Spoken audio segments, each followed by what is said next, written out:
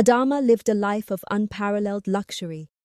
Her family was the wealthiest in the village, their mansion perched high on a hill, overlooking the bustling market below. The townsfolk whispered about her beauty and her father's vast fortune, built on the success of his silk and spice trade. But Adama carried herself with an air of superiority, looking down on the poor villagers who worked tirelessly to make ends meet. She often strolled through the marketplace with her friends, her delicate sandals barely touching the dirt roads. Vendors would bow respectfully, but Adama dismissed them with a flick of her hand. "They're nothing more than ants," she once remarked to her friends. "Their lives are so small, so insignificant." Her laughter rang out, sharp and dismissive, echoing in the ears of the hard-working villagers. One day, as Adama passed by the square, she noticed a group of children playing in the dust. Their clothes were tattered, and their laughter carefree. Adama scoffed. "How can they laugh when they have nothing?" Nearby, an old woman muttered under her breath, "The gods teach kindness in strange ways." Adama barely heard her, dismissing the words as the ramblings of someone unimportant. But the winds of change were stirring. That year, a drought swept through the land. The rivers dried, the crops withered, and the once prosperous village was plunged into hardship. At first, Adama's family seemed untouched. Her father assured her, "It's only temporary. Our wealth will shield us." Yet, as the weeks turned into months, even their grand estate began to show signs of decline. Her father's business faltered. Without crops to trade, merchants stopped buying silk. The family's coffers drained as they fought to keep up appearances. Then came the blow that no one expected: a letter from a rival merchant.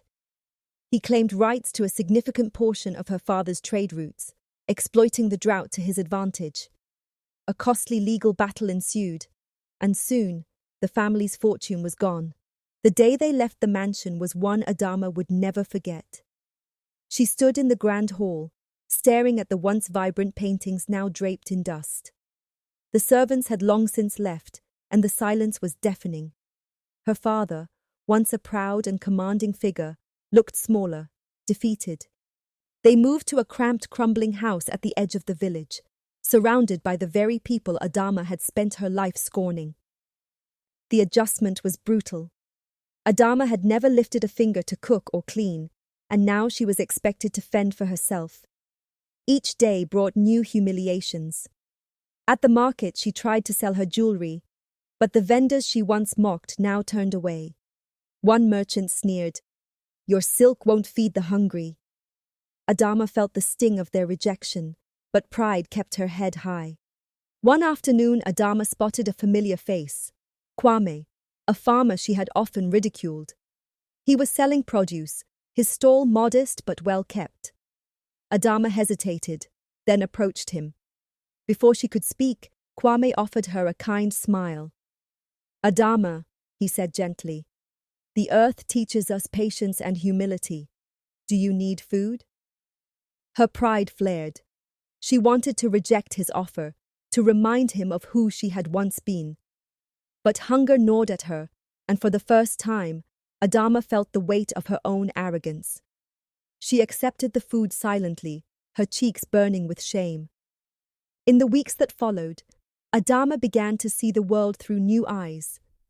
She started working alongside the villagers, fetching water, cleaning, and even planting seeds in the dry soil.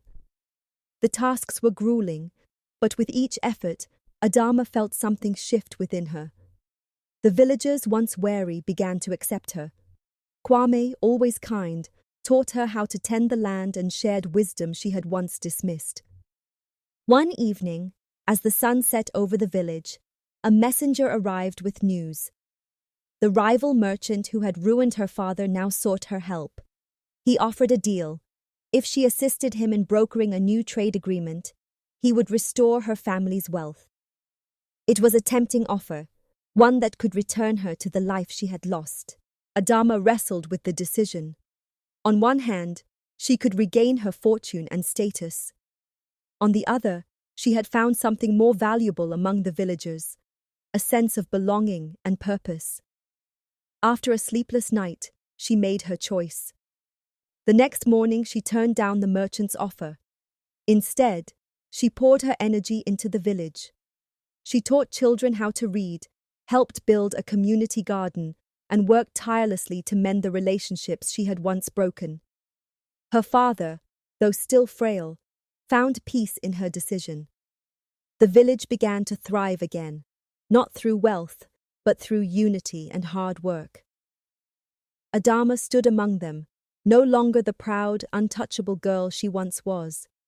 She wore simple clothes, her hands calloused from labor, but her heart felt lighter than ever.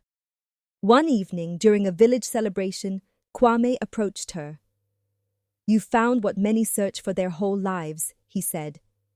"True wealth is not in gold or silk, but in the kindness we give and receive." Adama smiled, looking out at the villagers who had become her family. She knew now that the old woman's prayer had come true. The gods had taught her kindness in the most unexpected way. And as the stars lit up the night sky, Adama felt richer than she ever had before.